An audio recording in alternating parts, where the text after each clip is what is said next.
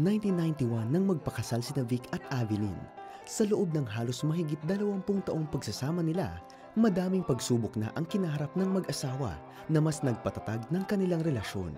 Ngunit hindi akalain ni Avelin na isa sa mga napagdaanan nila noon ay muli niyang mararanasan.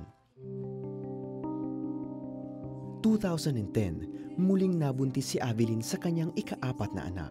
Ngunit bago pa man niya malaman na siya ay nagdadalang tao, na-diagnose siya ng doktor na mayroong multiple cyst.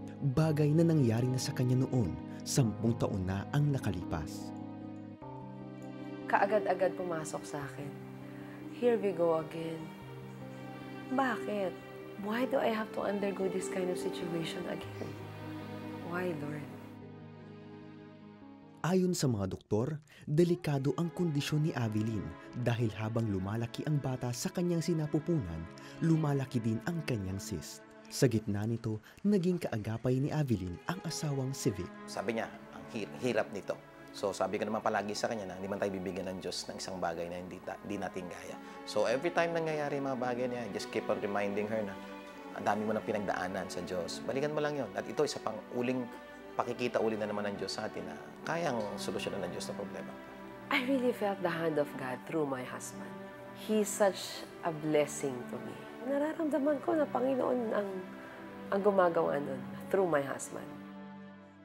Ayon sa mga doktor ni Avelin, matapos niyang manganak, agad siyang ooperahan upang matanggal ang lumalaki nitong cyst. Because of that, and the pain that I felt, there was a point in time that I prepared all the documents. Tapos sumulat na ako sa husband ko, nilagay ko na sa kanya because I know naman that everything that we have is on loan, diba? Pinahihiram lang tayo ng Diyos.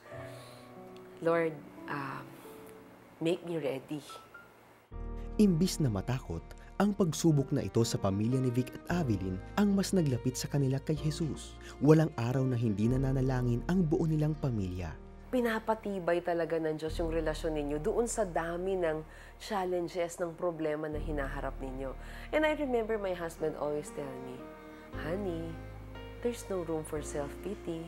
Ano ang antidote ng self-pity? Isa to sa natutunan ko sa Panginoon. Ang antidote ng self-pity is thanksgiving. November 2010, ipinanganak ni Avelin si Isaiah. Matapos noon ay inoperahan siya upang tanggalin ang cyst. Sa biyaya ng Diyos, ang lahat ng ito ay napagtagumpayan ni Avelin.